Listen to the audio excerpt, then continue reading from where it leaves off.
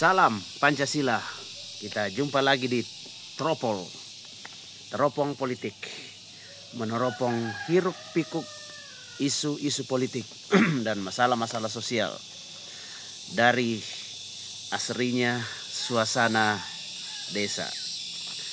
Ya, kawan-kawan Teropol, terima kasih sudah setia bersama Teropol, dan saat ini kita ingin mencoba meneropong spiritualitas atau kesalehan Pak Prabowo dilihat dari kebijakan-kebijakan atau program-program yang sedang dan akan dilakukannya.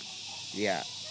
Nah, sebuah penelitian yang dilakukan di dalam masyarakat Amerika menunjukkan bahwa ternyata persepsi manusia tentang Tuhan, entah itu yang disebut Tuhan atau ada yang menyebutnya sebagai kekuatan alam semesta, kemudian yang maha kuasa dan lain-lain sebagainya, itu mempengaruhi perilaku mereka di dalam kehidupan sehari-hari maupun di dalam pemikiran-pemikiran paling mendasar yang mereka pikirkan.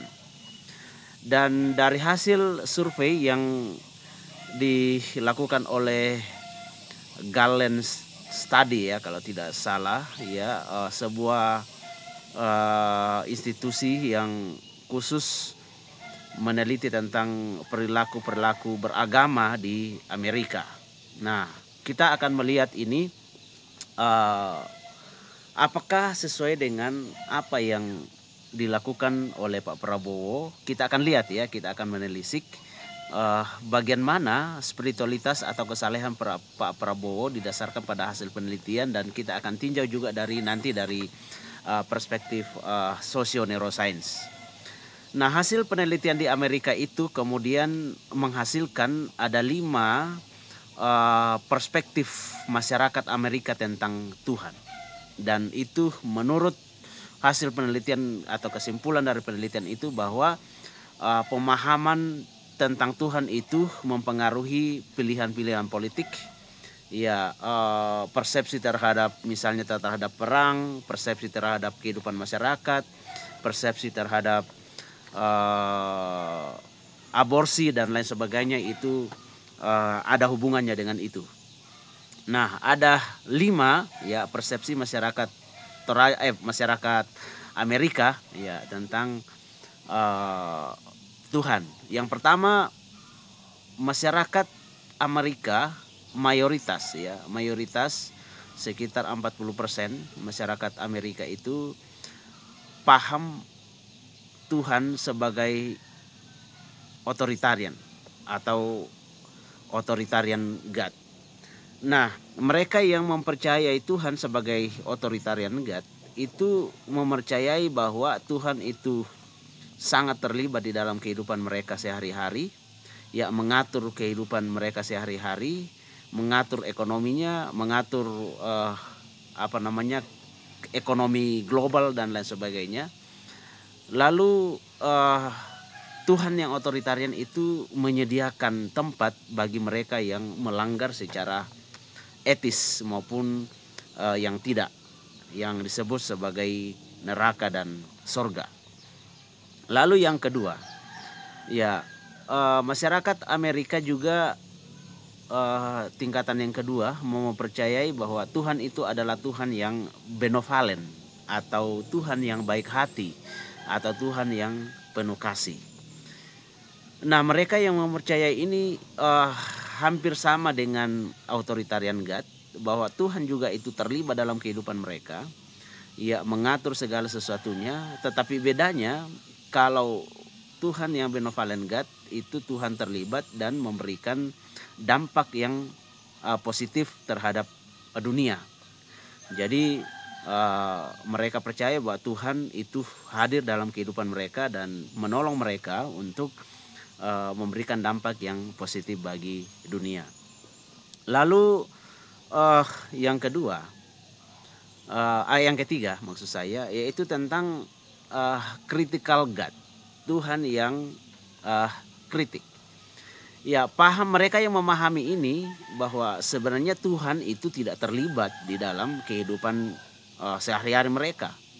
Tetapi Tuhan itu melihat dari jauh. Ya, Tuhan itu memantau dari jauh mana yang berjalan sesuai dengan aturan-aturan yang ditetapkan. Jadi menurut mereka bahwa Tuhan yang jauh itu menciptakan dunia dengan aturan-aturan yang ada. Jadi kalau mereka melanggar, maka mereka akan mendapatkan hukuman. Kemudian ada yang memahami Tuhan sebagai distance God atau Tuhan yang jauh. Ya, mereka yang memahami Tuhan sebagai Tuhan yang jauh mengakui bahwa ya Tuhan itu adalah kekuatan alam semesta.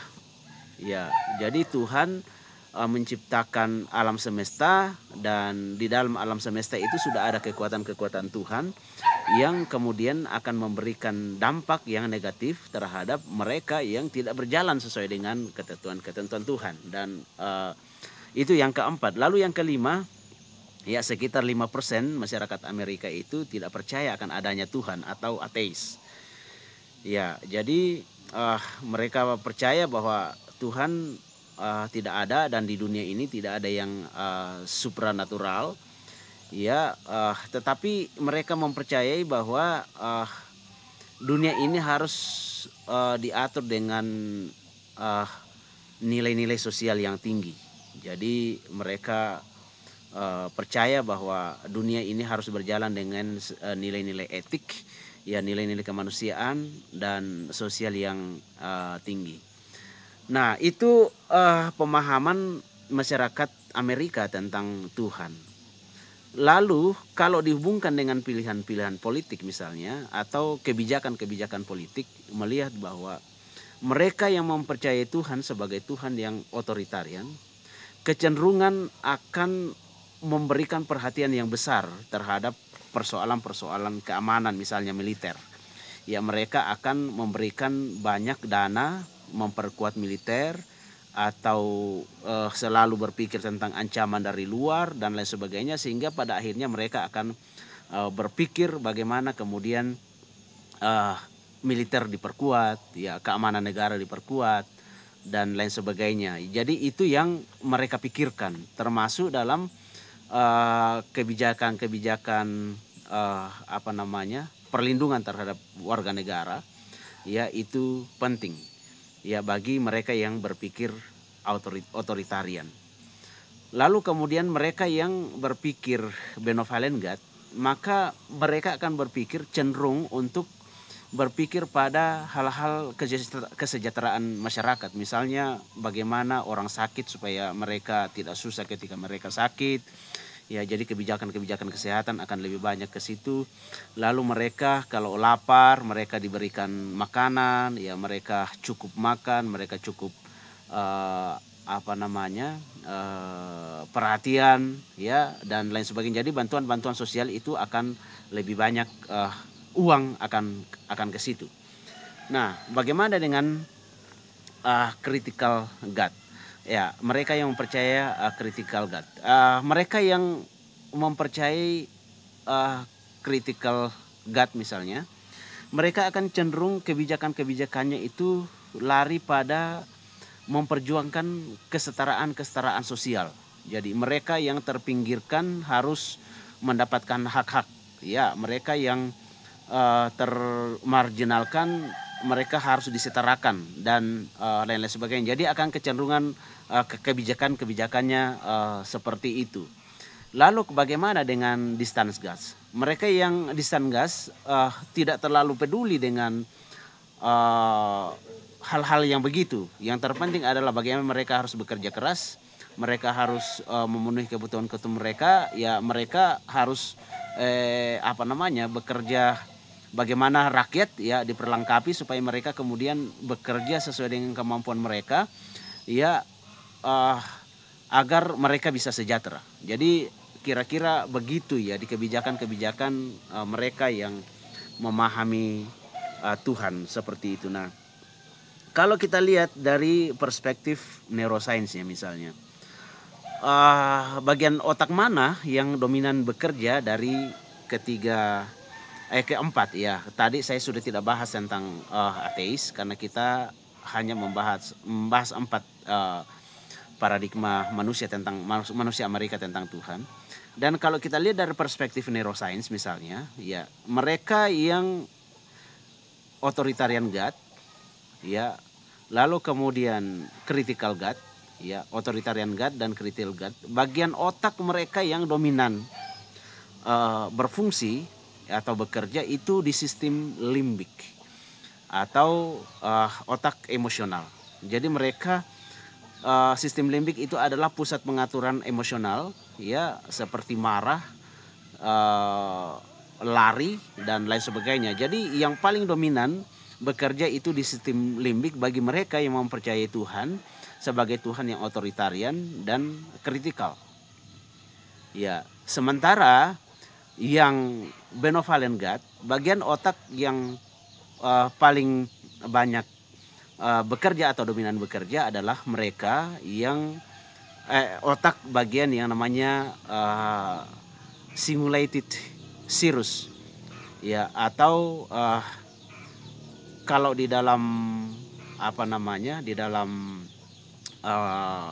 neuroscience yaitu otak yang menghubungkan, bagian otak yang menghubungkan antara new brain and old brain, atau otak emosional dan otak rasional, ya, atau biasa juga dikenal dengan alarm brain.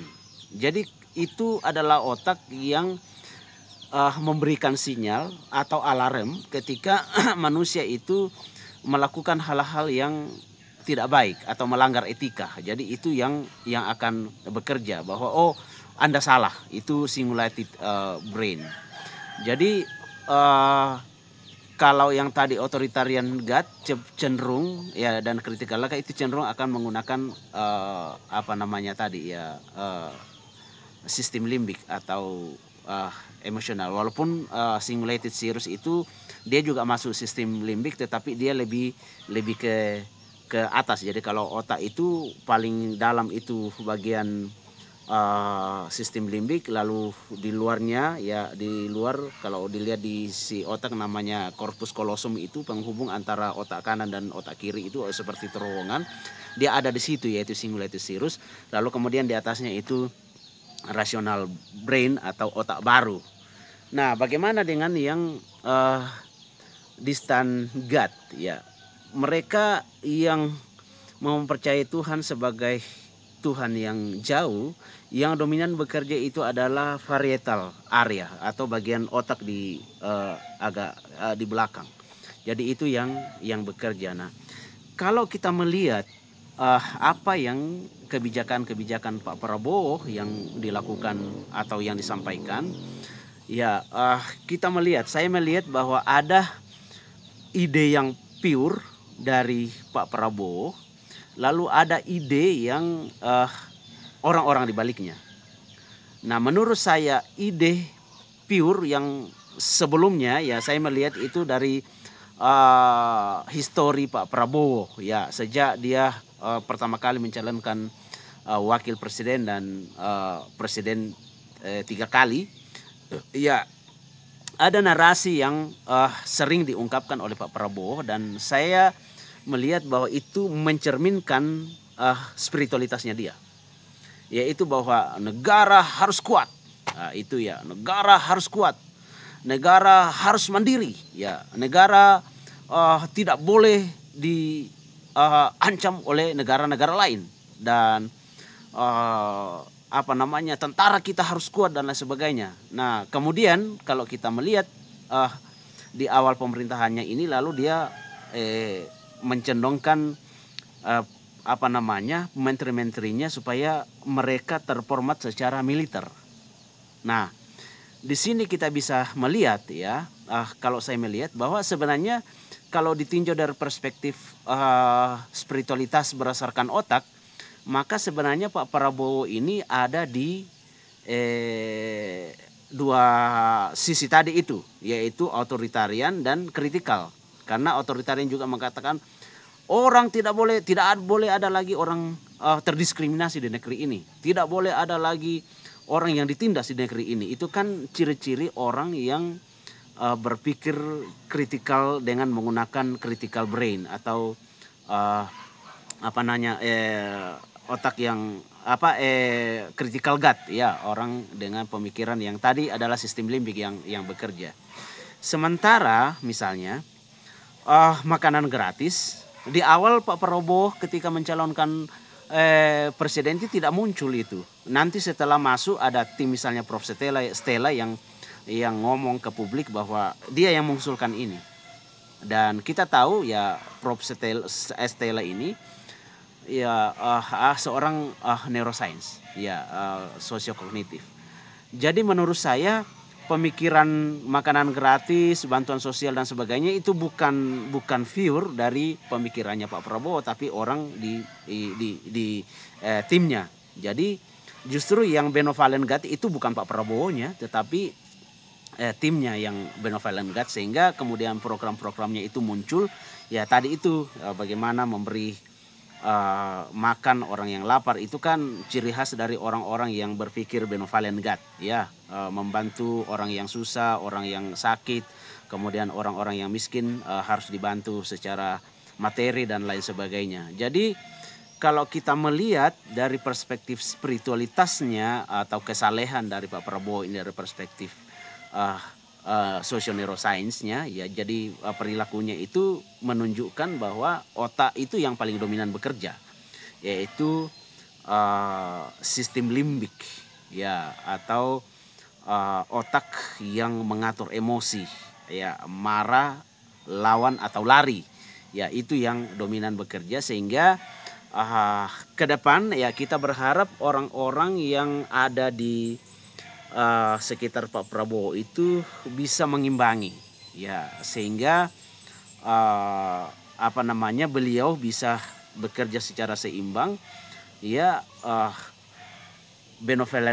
Benevolennya juga itu, otak benevolennya itu simulatif girusnya itu bekerja juga dengan baik, sehingga rakyat ini tidak hanya diiming-imingi dengan makan rasa aman, kesejahteraan, lalu kemudian kesetaraan dan lain sebagainya, tetapi bagaimana benar-benar nyata, ya, apa yang diungkapkan itu menjadi sebuah kenyataan di masyarakat. Jadi kira-kira itu yang dapat kita lihat, ya, kita analisis tentang bagaimana spiritualitas Pak Prabowo dilihat atau ditinjau dari program dan perilaku politik yang selama ini dia lakonkan. Tetap di teropong politik, meneropong hiruk pikuk isu-isu politik dan masalah-masalah sosial. Salam Pancasila. Terima kasih sudah menonton.